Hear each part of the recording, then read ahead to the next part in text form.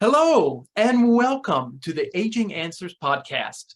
My name is Rob Faubion with Age of Central Texas. We're a regional nonprofit organization that serves older adults and family caregivers, and we're very happy to bring you this monthly podcast with experts talking about information on aging and caregiving. We're also very happy to be sponsored by HEB, because no one does more for our families and our caregivers here in Central Texas than my HEB. You know HEB for quality fresh food at low prices to help you eat well. Now, HEB has primary care physicians and dietitians on staff to help you get and stay well. And because HEB believes affordable care should be accessible to all Texans, monthly memberships and cash payment options are available. Let HEB's team of highly reputable and experienced care providers help you on your health journey. Virtual and in-office visits are available. Visit heb.com/wellness to learn more today. I'm also very excited today because we're going to talk about an issue that is very important both for older adults and for family caregivers, and that's falls prevention. As we know, falls is one of the leading causes of both death and injury among older adults, but it's also a very preventable issue. So today we're very happy to have Pam and Kathleen with us from Encompass Health. And we're going to talk about falls prevention and how to prevent the brain injuries that can occur from falls. So Pam and Kathleen, I'm going to turn it over to you. Hi there, my name is Pamela Pajek. I'm a speech language pathologist and I am the brain injury program champion here at Encompass Health. So I've been a speech pathologist for 14 years and currently work with a variety of neurological disorders such as brain injury, which we're going to talk about today, stroke, things such as Parkinson's, dementia, anything to do with the brain we work with. And I'm excited to kind of teach about brain injury and fall prevention to hopefully help increase awareness to caregivers, mainly to get them, to the hospital quickly to be able to get treatment as fast as you can. And this is Kathleen. Hi, I'm Kathleen Venincasa. I'm an occupational therapist. I've been a therapist for the last 4 years. And so I also work with the same population, a lot of neurological, a lot of the geriatric community. And I'm currently NDT certified, so I work with a lot of stroke and brain injury. And I think it's best that we educate and prevent some of these incidences from happening as best we can. So I'm going to hand this over to Pam. Yes, so we are going to start with just kind of learning what is brain injury and what are the types of brain injury. And I'm going to share my screen. All right, you see it on there? Perfect. Okay. All right, so brain injury and falls among older adults. Okay, so what is brain injury? Hold on, let me get rid of this. Okay, so an injury to the brain, what we're talking about today is more, anything that happens after birth. So anything to do with hitting your head or internally that will affect the physical integrity, metabolic activity, or functional ability of the nerve cells in the brain. There's two main types of brain injury. The first one that we all really hear about more is traumatic brain injury. So that's usually caused by an external force. The other one that we don't really talk so much about, but we see here a lot, is non-traumatic brain injury. So that's an alteration in brain function or pathology caused by something internally. So we're going to go through what are different types of traumatic brain injuries. Well, what we see, I would say I've seen almost every single one of these, and we're going to obviously go into falls more, but assaults, falls, motorcycle accidents, gunshot wounds, military. We get a lot of military here from blasts. Internal, we also see any kind of infection. You can have a severe infection in your blood that causes your brain to be altered. You can have prolonged seizures, multiple seizures. You can have, a lot of times, if your heart stops, your brain will lack oxygen, and so that's called an anoxic brain injury. You can have carbon monoxide poisoning, drowning, drug overdose, and of course, stroke is in there, but we kind of separate that because we have a stroke program that's separate from that. Okay, so according to the latest data, 47% of all brain injuries are caused by falls, and that is in the general population. So a lot of times people think about traumatic brain injury as, motor vehicle accidents, which of course we see that, but the majority of our patients are just from falling. And here are some other ones, just unknown assault, things like that. Okay, so why are older adults more susceptible to brain injury? Well, first of all, over the age of 65, that number jumps to 60% of brain injury caused by a fall. The thing, with brain injury in older adults is it can be challenging to diagnose a concussion or a brain injury right off the bat. If you have someone with, some age-related memory loss, dementia, or a pre-existing stroke, it can really be hard to differentiate the new changes you're seeing in a loved one after they've fallen. So the other common thing we see is an older adult may fall, think everything's okay, and then they start exhibiting these symptoms and they won't go to the ER until a couple days or weeks later when these symptoms tend to worsen. So that can be another challenge with this population. So with aging, of course, many things change in our bodies. So that increases our risk of brain injury, including including vision problems, neuropathy, so numbness in the feet, and then side effects of medications. So as we age, our bodies shrink and so does our brains. So there's more space left between the brain and the skull, which we call those blood vessels that connect those bridging veins. So as we age, they become tighter, thinner, and more susceptible to damage. And here's a little picture of a bridging vein down here. Also, a lot of older adults are put on blood thinners. So if they were to fall and have a little tiny bleed, that could get obviously bigger with those blood thinners. So we're going to go over the types of brain hemorrhage we tend to see here in the older population, the two main types. The first one is called a subarachnoid hemorrhage. So I have a little picture here. So it's basically bleeding in the space that surrounds the brain and the membrane. So it's, otherwise known as an aneurysm, can kind of burst and leak, and then that blood builds up inside the brain, increasing the pressure. The other common one we see is called a subdural hematoma. So that's basically a bruise in your brain that kind of can do a slow blood leak. And those I would say are the most common thing I see. And the prognosis is usually pretty good with those. So the more severe type, which I don't tend to see as much with falls as I do with motor vehicle accidents, is called diffuse axonal injury.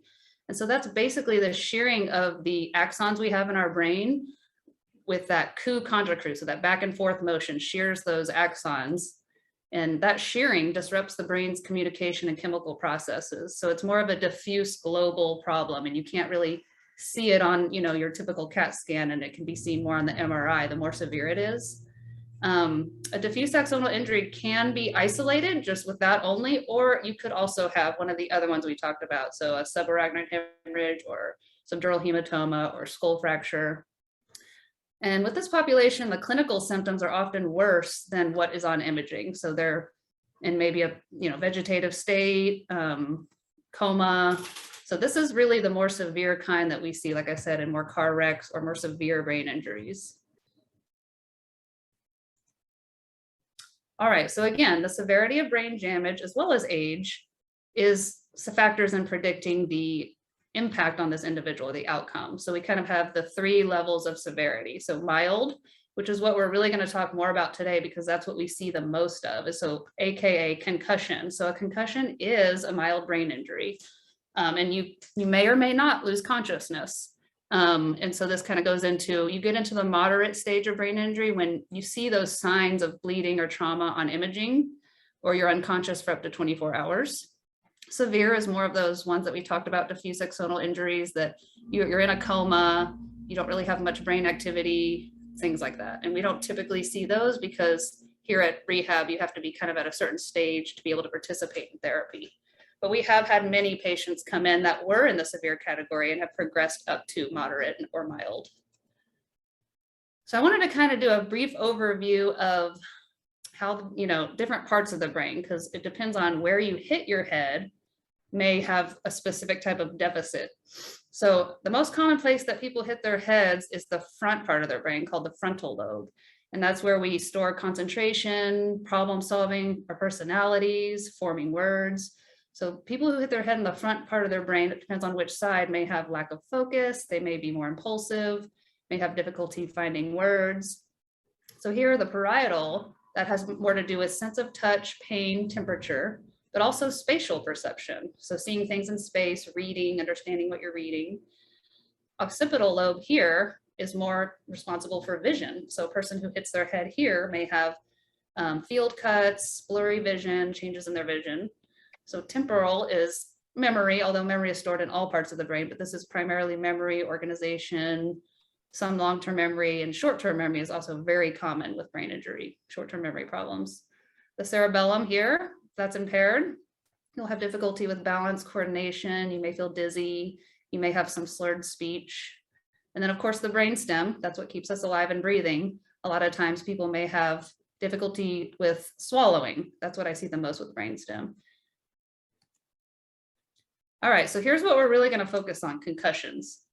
So what is a concussion? Well, first of all, a concussion is, like I said, a mild form of brain injury. It causes a temporary disturbance in the cells and that alter how your brain functions. So it's important to realize that a concussion is not physical damage that you could see on some of the other bleeding or that we've talked about. It's more of a metabolic and functional thing that happens with your brain. So a concussion happens obviously because we hit our head, but also what's interesting, a lot of people don't realize is you don't have to hit your head necessarily. It's the whipping motion of your neck. So you can maybe hit your body, your neck does a whipping motion, and it's that acceleration, deceleration that will cause a concussion. So what happens with a concussion is it causes the brain cells to become excited at a fast rate, followed by an extreme drop of energy. So obviously what we said before is a lot of people say, well, I don't have a concussion because nothing showed up on my CAT scan. Well, it's not going to. Even now with advanced technology, you know, the CAT scans and the MRIs will not detect any damage at that level. It's certain really fancy MRIs that they use in research that are now starting to detect, but they'll typically come out normal. So concussions really are symptom based. So speaking of symptoms, what kind of symptoms might you see in your loved one if they sustain a concussion? They may feel just, I'm in a fog, I can't concentrate. They may start having more trouble finding words.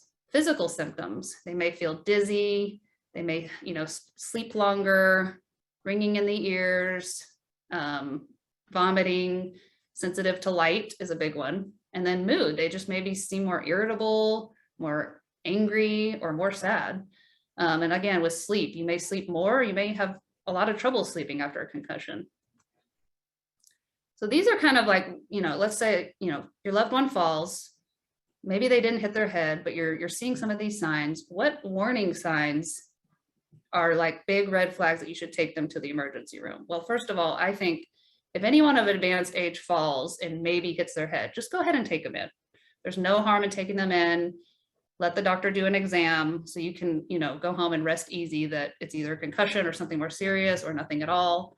But the red flags, according to the brain injury guidelines we follow, are seizures, obviously that's a huge red flag. Loss of consciousness, any kind of numbness or change or weakness in limbs, worsening headache. So maybe they had a little bit of a headache and it gets worse the next day. Vomiting, especially repeated vomiting, so vomiting more than once. Odd behavior, just acting really confused, inability to remember any of the injury.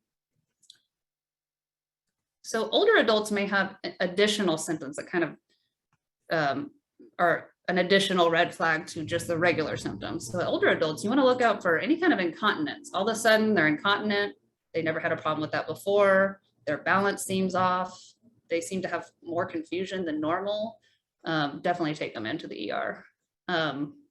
And like I said, sometimes this delayed presentation can happen. They seem fine a day or two after, and then all of a sudden you're like, wait a minute, they don't usually act like this. This doesn't seem like it's part of, you know, just their mild age-related changes they're having. And another thing will happen too, like let's say your loved one gets diagnosed with a concussion and they have a cognitive assessment, and when we see these memory problems, a lot of these may have been pre-existing, but they were just coping with them very well. So a lot of times it's just discovering that this new brain injury may reduce their ability to cope as well as they were before.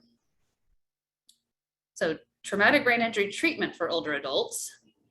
So the old old school rules and methods were, you know, go lay in a dark room for a few days, no electronics, take it easy. Well, they've kind of revised that, and they state that active physical and mental rest, including light movement, 24 to 48 hours after injury, as long as it doesn't cause any more problems or make your problems worse, is recommended.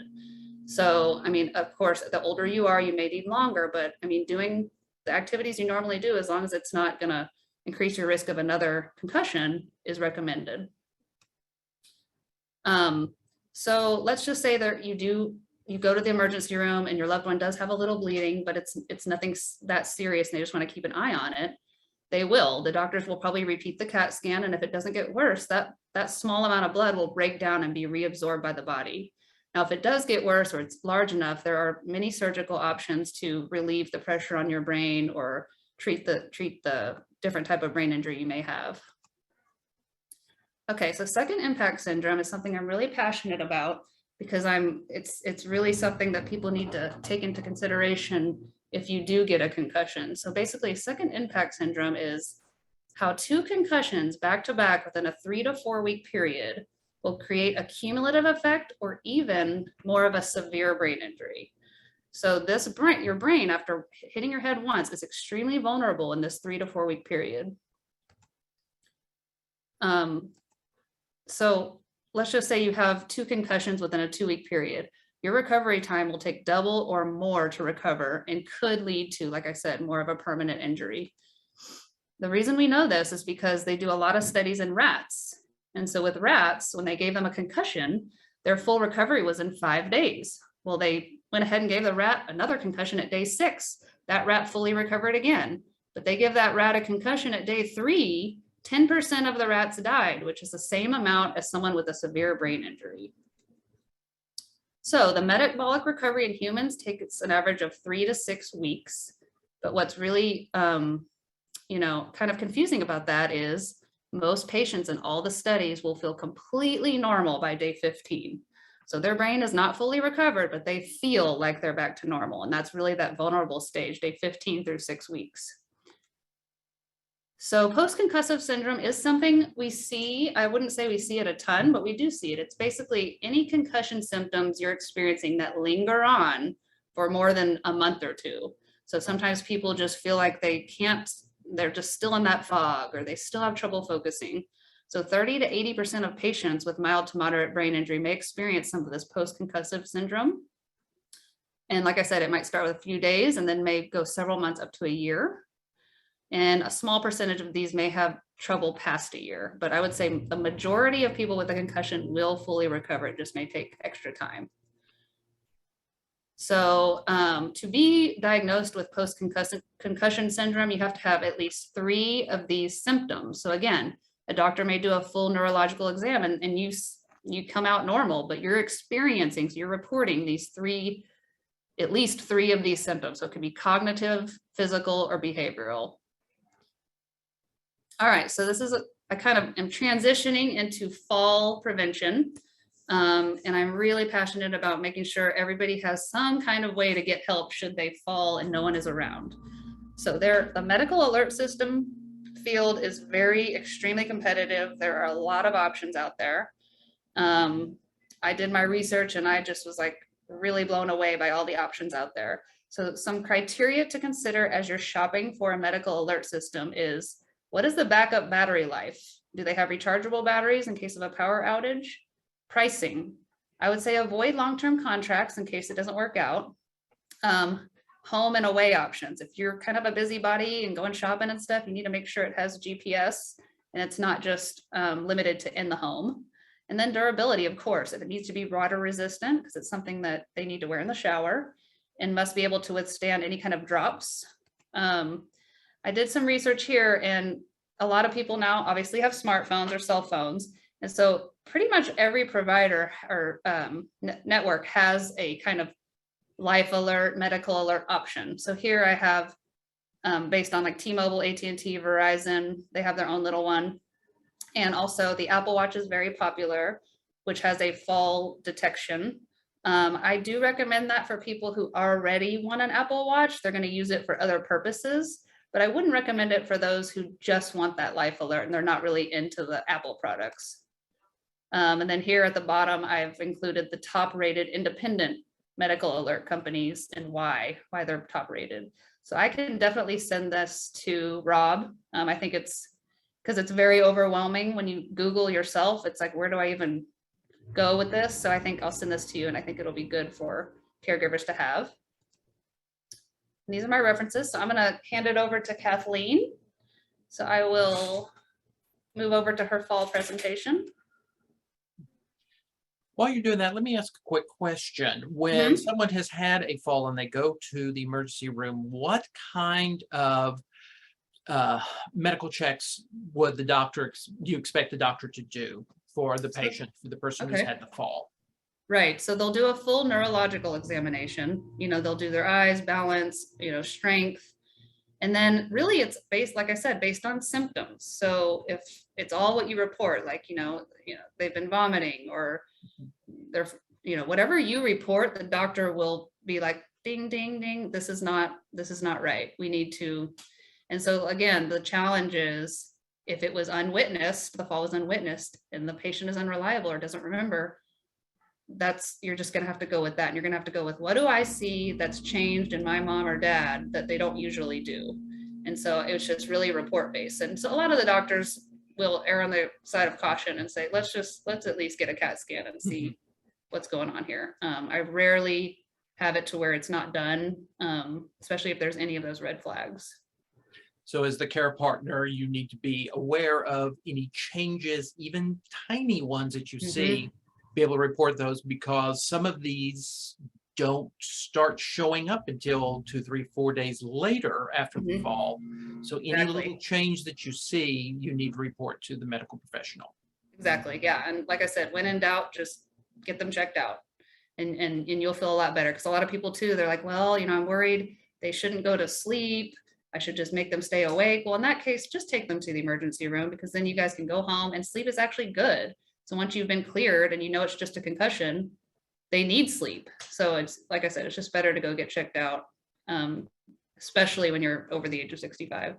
So I will go ahead and share this other screen. Let's see. And for those of you who are joining us live at home, if you have any questions, just type those into the chat box and we will answer your questions at the end of the presentation. All righty. Hello, it's Kathleen. I'm back. And I'm here to talk about fall prevention and safety at home. So I just wanted to start with some statistics. Hang on. About 1 in 4 Americans age 65 years and older falls each year. Falls are the #1 cause of traumatic brain injuries and hip fractures. And most falls are caused by a combination of risk factors. So the more risk factors you have, the greater your chances are of falling. So the fall cycle, it may begin with an initial fall, and we definitely want to break this cycle. So you may have an initial fall, then you have a fear of falling again, which may lead to being more sedentary, being less active, because you think, if I don't move, then I won't fall, right? But then by not moving, you can decrease muscle mass, decrease strength, which actually increases your risk for another fall. So it's just can become a vicious cycle if we don't address different ways to break this. So what are some risk factors? Here are just some. It includes some of these, but it's not limited to these. It includes lower body weakness, if you have vision problems, sometimes foot pain, or even improper footwear. So I have a picture of a flip-flop, but anything that doesn't have a rubber sole or is really worn to the point where there's no more traction, that's also very unsafe. Some medications, it can be a sedative, antidepressants, maybe some over-the-counter medications may affect your balance. If you already have difficulty with walking and balance, that's another risk factor. And then also just some hazards in the home, whether that's a throw rug, or if you have clutter, or if you have uneven steps like leading up to the home. That would be another hazard and risk factor for a potential to fall. So there are two types of falls. You have mechanical falls and non-mechanical falls. So mechanical falls are easier to prevent.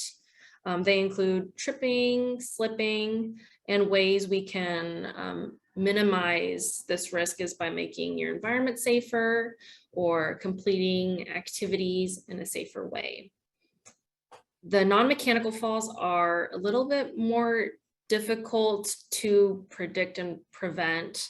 It includes things like a seizure, a stroke, or a change in blood pressure. So what I would say for this one is if you know you have blood pressure issues, or if you have diabetes, just make sure that you're managing it, that you're seeing your doctor, and that you're taking your medications as they're prescribed. So whenever you have a fall, there are, or more like your balance, there are a lot of things that contribute to your balance. And the different body systems involved, we'll talk about the vestibular system, proprioception, vision, and the neuromuscular system. So the vestibular system, I have a picture right here of the ear. Inside your ear, we have 3 semicircular canals, and each canal contains tiny hairs, crystals, and fluid. And these structures kind of help sense the different positions of the head. And it also helps assist in the ability to tell your body where you are in space. And sometimes some of the crystals in these semicircular canals can become dislodged when you hit your head. And so then your balance will be impacted. So then if you have a problem with your vestibular system, you may be saying things like, I feel dizzy after I get up too quickly.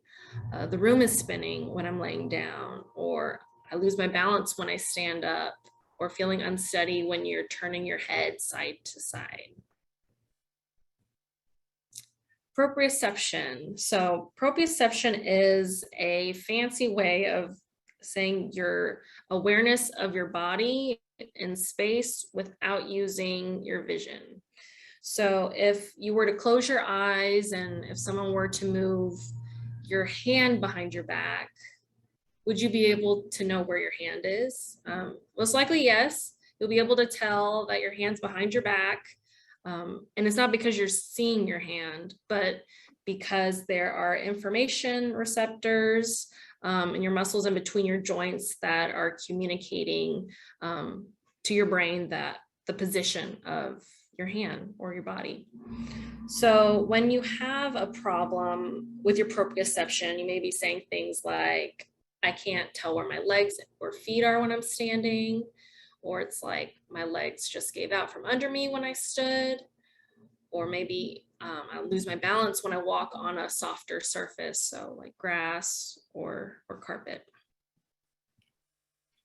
So vision, with vision, your eyes send signals to the brain that tell your balance system where you are and give detailed information about your environment. So if you have a problem with your vision, you may be saying things like, I can't see without my glasses, or you can't see at night because it's too dark. Or maybe you fall and you don't remember falling because you couldn't see where you were. Or maybe even running into a piece of furniture because you can see it. The neuromuscular system. So this comprises of or includes your nerves and your muscles. So problems with your neuromuscular system, whether it's from an injury or from a stroke or neuropathy, this can affect your strength, your mobility, and your balance. So make sure that if you don't have an injury or stroke, or just in general, making sure that you stay active to make sure that your muscles and are still working. But if you have a problem with your neuromuscular system, you may be saying things like you're feeling weak, maybe you can't feel your legs or your feet, or you have numbness, or maybe your knees buckle occasionally when you're standing or walking. So how can we, we'll go over some ways to prevent falls at home. So what are some things we can do? I would say first step is creating a safer environment. So number one, removing throw rugs. They are a huge trip hazard in the home. Removing clutter and electrical cords from walkways. Having good lighting, so having night lights. I would even recommend having a lamp at your bedside if you don't have one. If you do have to get up at night. Wearing safe footwear, so I strongly discourage the use of flip-flops or even some of the house slippers that just slide on.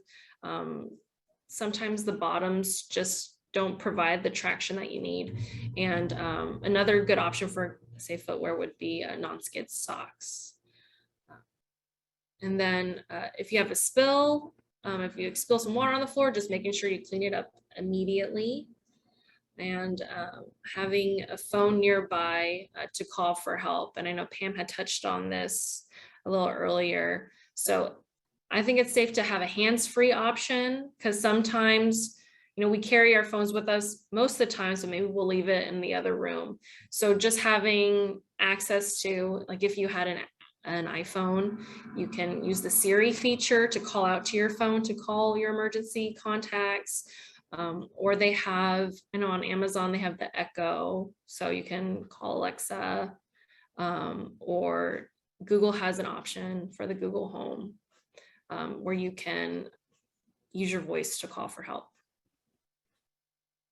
Secondly, using safety equipment. So some examples of this would be installing grab bars in the shower and near the toilet. I know in this picture that I put in, there's a ton of grab bars. You don't necessarily need 1,000 grab bars, but I think it's important when you do have them that they're installed in your house, that you put them in the studs. I strongly discourage the use of the suction cup or the suction grab bars, because I've actually met people who have fallen from using that. So installing grab bars in the home.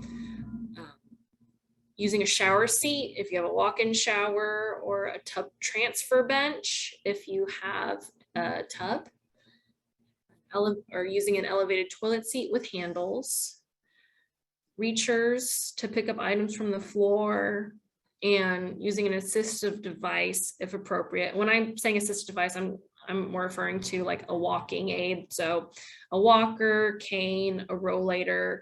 I would definitely say for each of those, they do not apply to every person. So I would strongly suggest getting assessed by a physical therapist to see what meets your needs. I know, so I think the one that I pictured is a rolling walker, but the common one I've seen is a rollator. So that one is one with 4 wheels and it has a seat. So everyone thinks, oh, there's a seat. This is so great. You know, I can use something to help me walk, and then I'll also have a place to sit.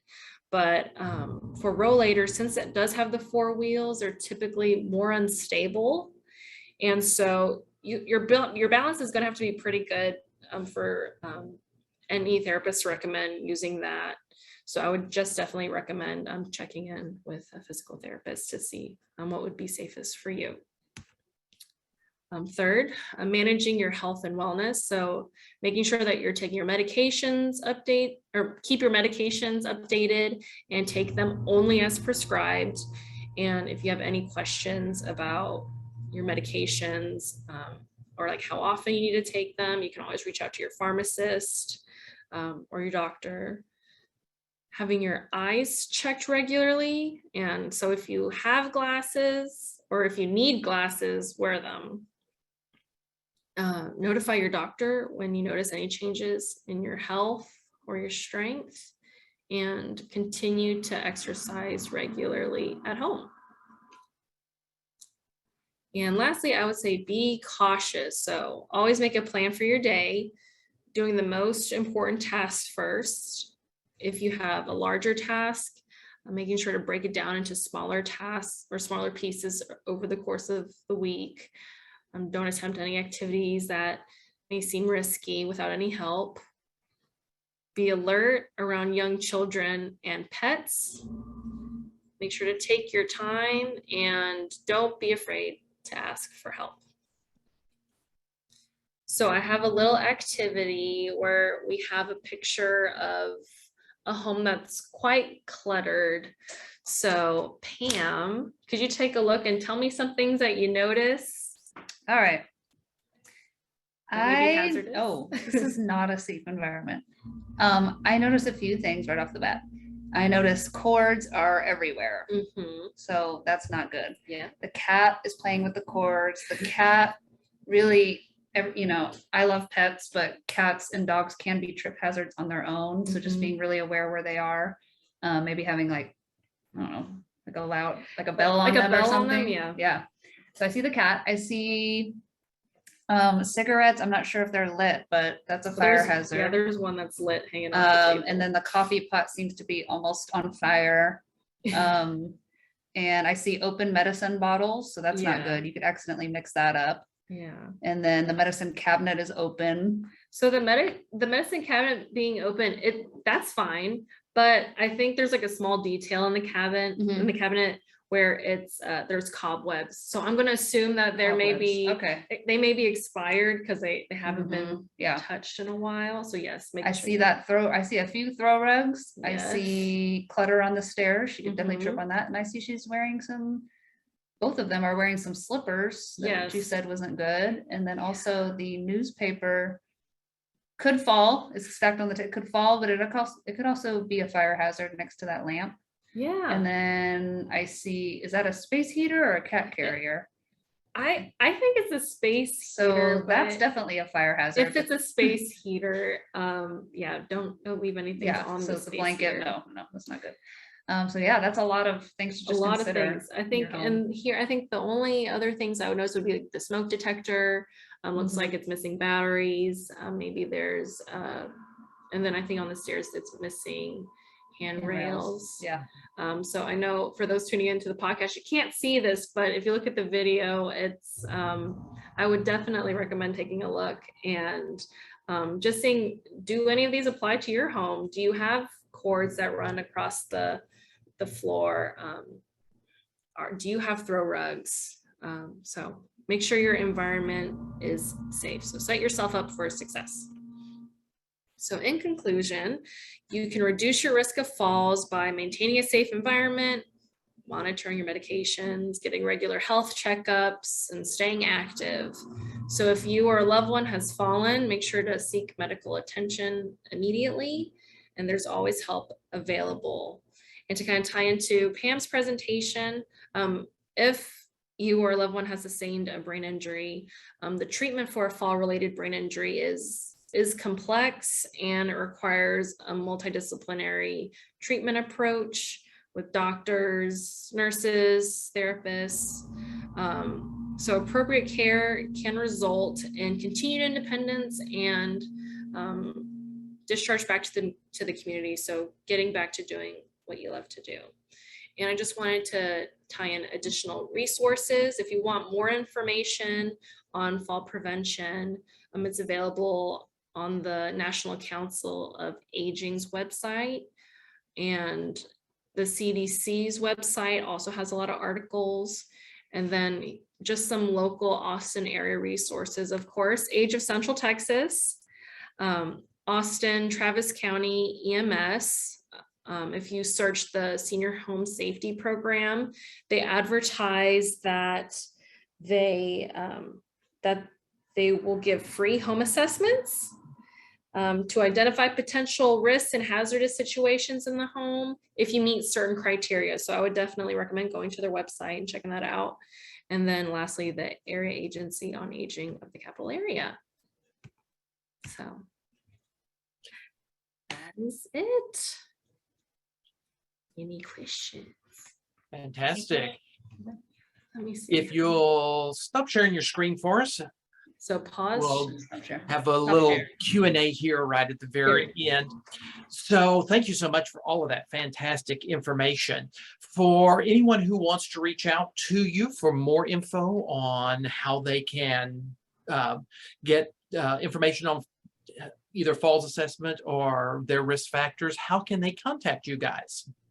So I would say, being in charge of the brain injury program here, I'm happy to answer any questions or guide you to the right place. So I would say contact me at our direct office number.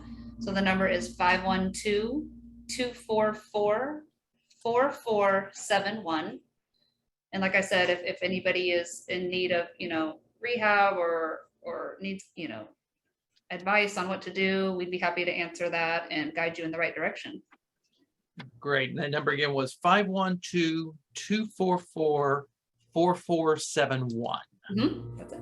Fantastic.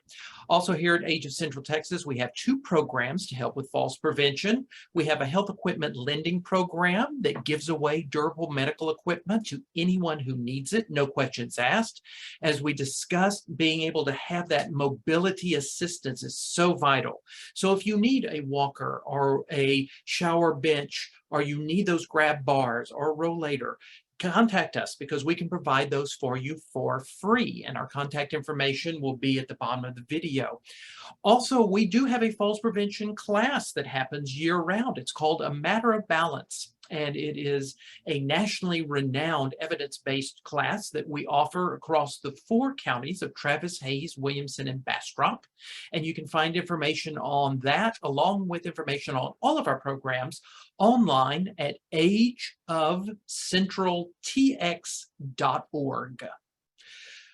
Pam and Kathleen, thank you so very much for sharing your morning with us and sharing all of this wonderful information.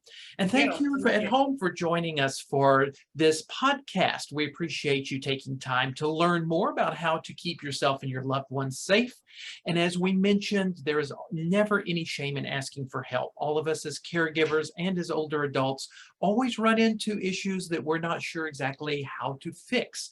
And so that's why organizations like ours are here to help and assist you. So we hope that you have a wonderful day and join us each month and here on YouTube for more of our Aging Answers podcasts. Thank you and have a great day. Bye. Thank you.